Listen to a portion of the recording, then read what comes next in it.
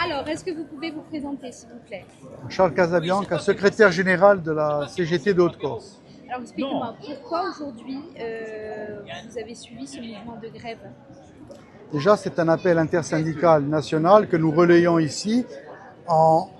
Et pour, je ne dirais pas la première fois, mais depuis très longtemps, tous les syndicats de salariés sont unis pour dire non au projet de réforme de M. Macron. On ne peut pas dire des premiers ministres, c'est M. Macron, puisque même en changeant de Premier ministre, il n'a pas l'air de vouloir changer le paradigme politique, puisqu'il a repris un Premier ministre issu du plus petit parti, je dirais, élu en termes de députés à l'Assemblée nationale.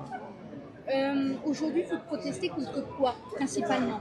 Déjà, on proteste contre toute la régression sociale qui se prépare, c'est-à-dire les deux jours fériés, suppression de 2 jours fériés, suppression des délais de carence supplémentaires, pas d'augmentation de salaire, suppression de postes dans tous les services publics, enfin, tout ce qui fait que le quotidien des Français et des Corses qui essaient de l'améliorer, et notamment en milieu rural où nous apercevons d'une chose, c'est que les services publics fondent comme neige au soleil et que si on veut accélérer la désertification de l'intérieur, on ne s'y prendrait pas mieux.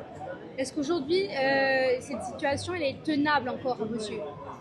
Cette situation est tenable. Vous le voyez bien, aujourd'hui, la mobilisation qu'il y a dans la rue, les gens en ont marre de payer toujours, enfin, que ce soit toujours les mêmes qui payent.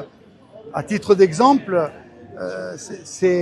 nous vivons dans une région où nous avons le plus fort taux de pauvreté. Nous avons également le nombre de gens qui ont à peine le SMIC et nous sommes la région où la vie chère est la plus importante de France. Donc vous comprenez bien que les gens en ont ras-le-bol.